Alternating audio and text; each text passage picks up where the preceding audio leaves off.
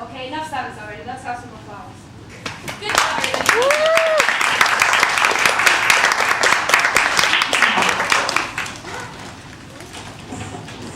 What a tragedy. Yeah. All those poor people dead. I know.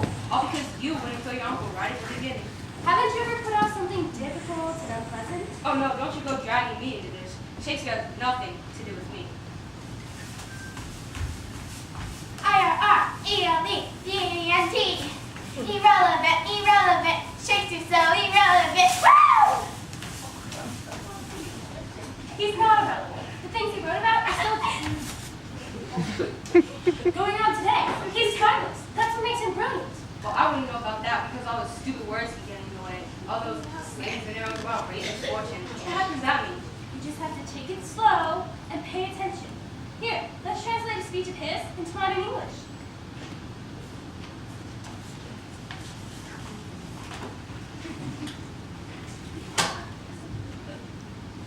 Oh, Romeo, Romeo, wherefore art thou, Romeo?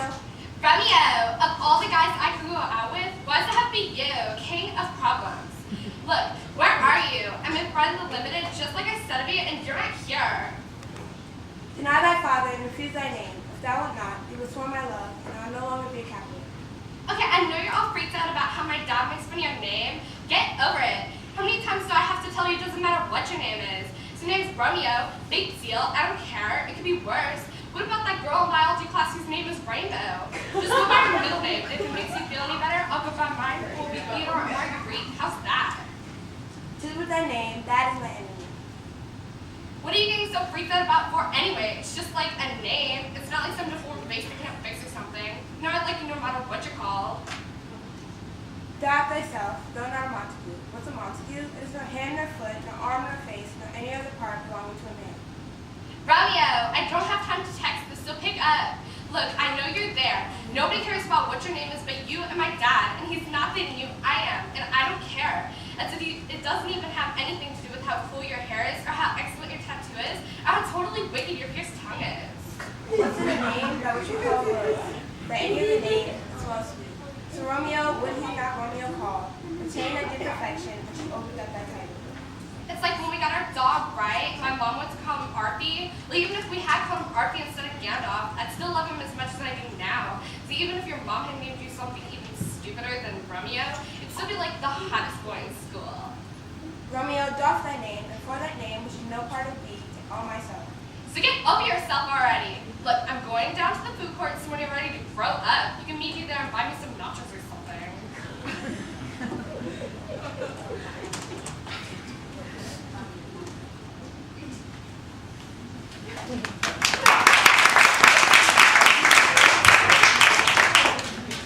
See, you can like figure it out if you just like take it slow. You know, it probably might make you feel any better, but Shakespeare probably wouldn't have understood what you're saying either. Yeah, you're right. That doesn't make me feel any better.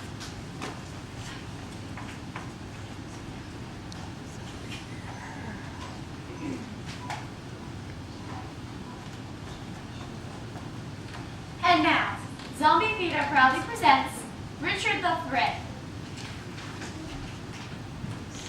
Sorry, that's Richard the Third. Now is the winter of our discontent, made glorious summer by the son of York, and all the clouds that lord upon our house, now deep in the bosom of the ocean are buried. Now our brows bound in victorious wreaths, our bruised arms hung up for monuments, our stern alarms changed to merry meetings, our dreadful marches to delightful measures. Come now, Lady Anne, your beauty was the cause of this effect. Your beauty, which did haunt me in my sleep, so that I might undertake the death of all the world, to live 1 hour in your sweet bosom. Bosom. Ah! Buckingham! Clarence! No, you're the horse!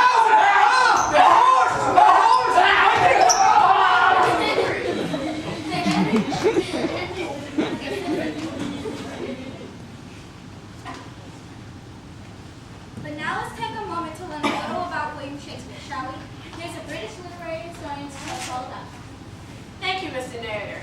Back in Shakespeare's day, record keeping was spotty at best, so he simply did not not know as much about William Shakespeare as we would like. For instance, we do know that he was born in Stratford upon Avon and baptized in the year 1564. We do know that at the age of 18, he was married to Miss Anne Hathaway, who is Mr. Drysdale's secretary on the Beverly Hillbillies. Really? But there is simply much we do not know about William Shakespeare. Did he actually write all those plays himself, or did somebody else? Is he really buried in the hollow of Stratford? Because he still walked the earth as one of the living dead. What? Why did he come from a distant galaxy far, far away to enslave us with his mutant telepathic powers? We may never know for sure. Was he actually 20 feet tall with eyes that could shoot flames? Some say yes. No, they don't. Did he actually cause the plague in 16th century England with his army of intelligent rat slaves? We may never know for sure. Pretty sure we will. He didn't. And since there are no photos of them together, it has been suggested that William Shakespeare and Queen Elizabeth I were one and the same person. It's impossible to answer these questions definitively, but one thing is certain. Whether he was called William Shakespeare or Lulu von Gluckenstein, he is indeed writing some simply smashing plays. Thank you, and good night.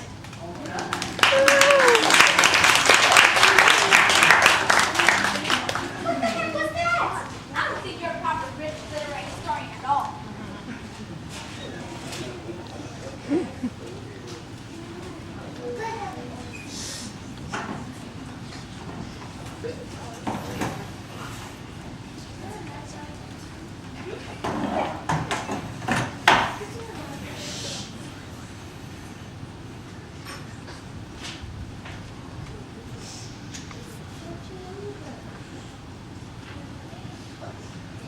Hello, I'm Jerry Springer. And on a very special program today, we have two men who used to be good friends, but something has come between them, and we're going to try to get to the bottom of it. First, we have a military man, General Othello. Come on out here, General. Next, we have his good friend. He's also in the military. Please welcome Iago. And I think you guys know who that empty chair is for. When a friendship between two men goes this wrong, there's got to be a woman involved. Yeah. And here she is, Desdemona! Now, Desdemona, why don't you start us off? Is it true that your husband Othello strangled you? Yeah, sure he did. That sounds terrible. Oh, it was, dear, it was. He accused me of the most foulest things, and then he started on strangling me, and then he killed me. Now he actually killed you. Yeah, sure he did. And just what did he accuse you of doing? He said I was being unfaithful to him. And were you? Oh no, Jared, I would never want to be with anyone else. I love him. And do you still love him, even though he killed you? Of course I do. What kind of trash girl do you take me for?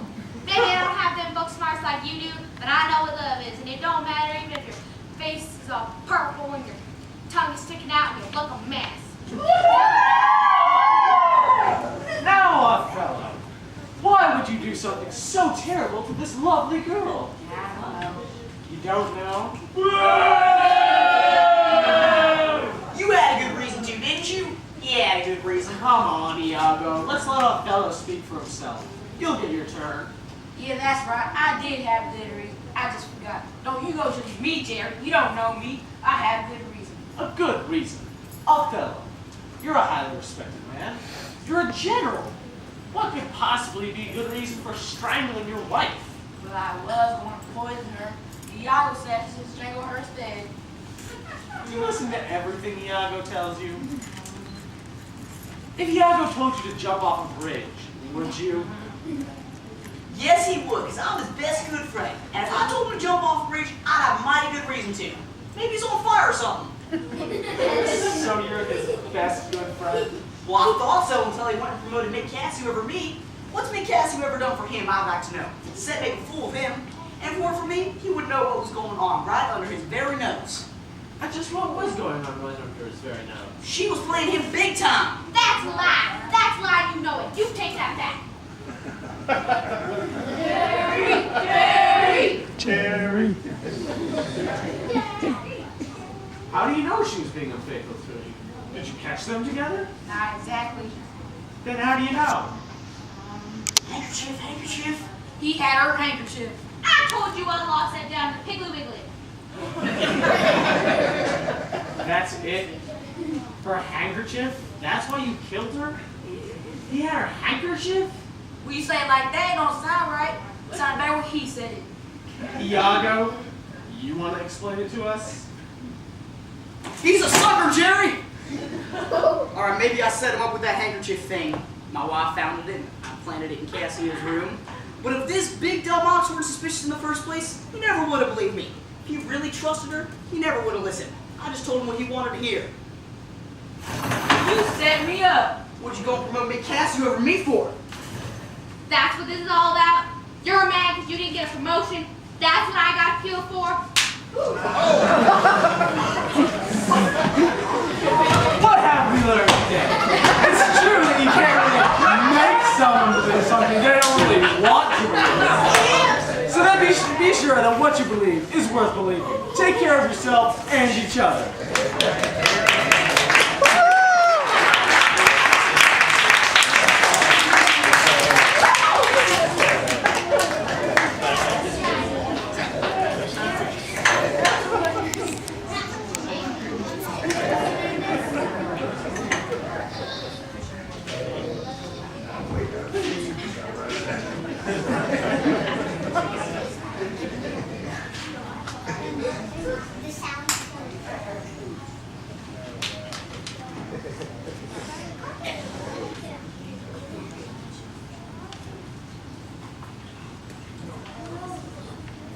How many times has this happened to you?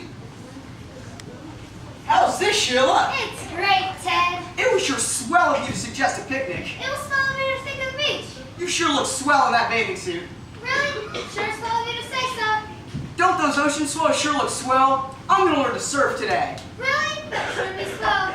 You're enjoying a great day at the beach with your best girl, your favorite sandwiches, and a cold drink. It couldn't be sweller. Then out of the blue, trouble. Hey, what makes you sin on me? Excuse me, sir. I think you owe this lady an apology. Say, you're right. Ma'am, I'm really so terribly sorry. Thank you. that you had to spend the day with such a diminutive, irresolute, pathetic washout. Well, I never. Wouldn't you rather spend the day with a well-spoken, erudite scholar like myself? Ted, say something. That was really very, uncalled for. Is that the best you can do? Well, I'm sorry, Ted, but I like a man with strong vocabulary. Well, he really has it.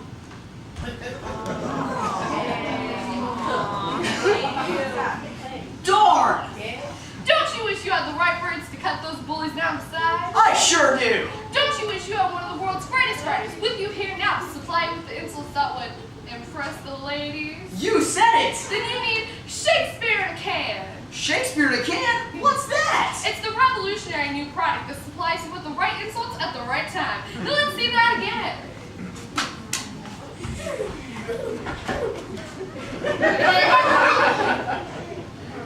How's this, Sheila? It's great, Ted. It was sure swell of you to suggest a picnic. It was swell of you to think of the beach.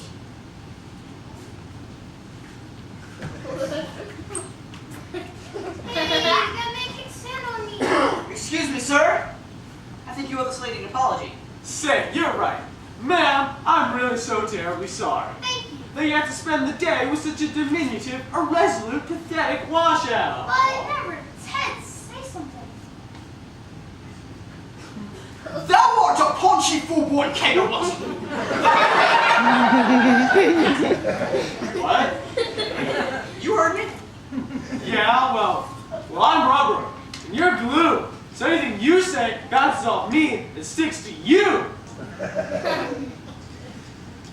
Thinkest thou art a general offense, and every man should beat thee? You better leave us alone. Yeah? Or what?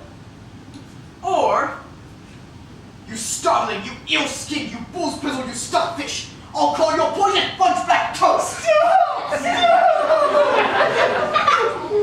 Now leave thou lump of foul deformity, you are crawling pox like varlet, and you're not worth another word, else I call you a knave. I've never seen a sight. Say another one. It was a churlish gentle-dreaming put-off that has no more brain than I have in mine elbows. Oh, Ted. Shakespeare in a can, forsooth, and it tastes good too. Thanks, Shakespeare in a can. Shakespeare in a can. Get yours today.